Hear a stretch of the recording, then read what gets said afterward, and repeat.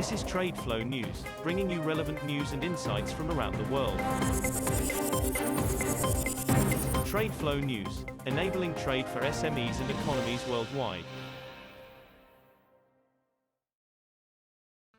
These are some of the key topics that we will be looking into in today's program.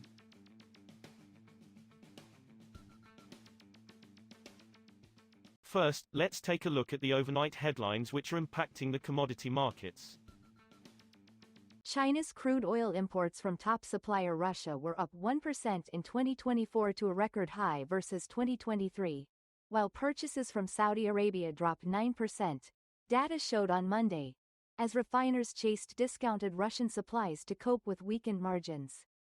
Volumes from Russia, including pipeline and seaborne supplies, amounted to 108.5 million metric tons, according to China's General Administration of Customs, equivalent to 2.17 million barrels per day. Seaborne supplies from Russia were supported by demand from both independent refiners and state oil majors, as well as a government mandate to stockpile, Reuters has reported.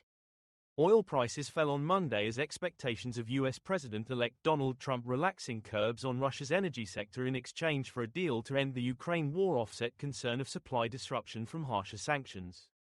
Brent crude futures dropped 16 cents, or 0.2%, to $80.63 a barrel by 0453 GMT after closing down 0.62% in the previous session. The more active U.S. West Texas Intermediate crude April contract fell 6 cents to $77.33 a barrel. The front-month contract, which expires on Tuesday, was at $78.03 a barrel, up 15 cents, or 0.19%, after settling down 1.02% on Friday. Moving on to the top news in the energy sector. A group of Republican-led states filed a lawsuit on Friday challenging a ban announced by outgoing Democratic U.S. President Joe Biden earlier this month on new offshore oil and gas development along most U.S. coastlines.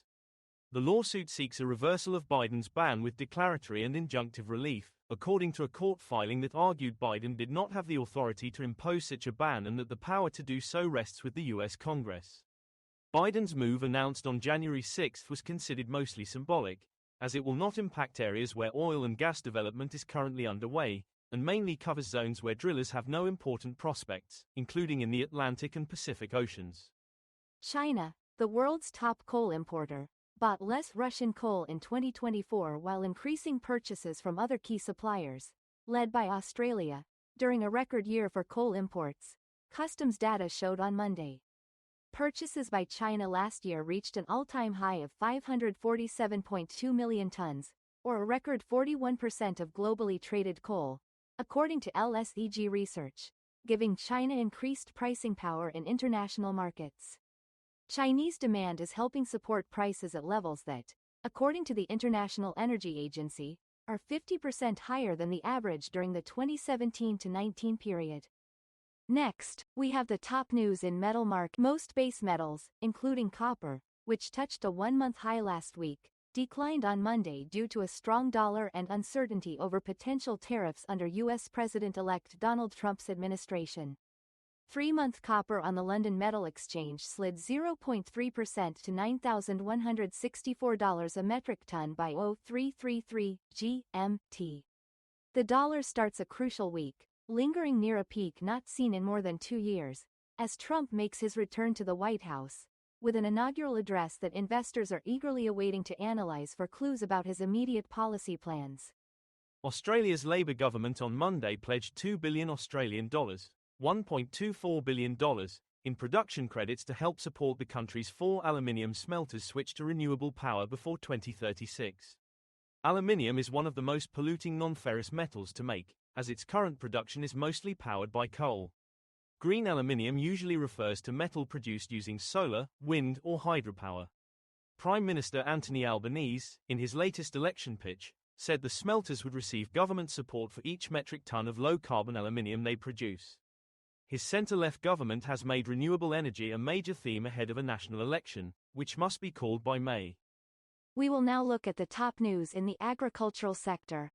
India is set to allow exports of 1 million metric tons of sugar during the current season, government and industry sources said, to help mills export surplus stocks from the world's second biggest producer of the sweetener and help prop up local prices.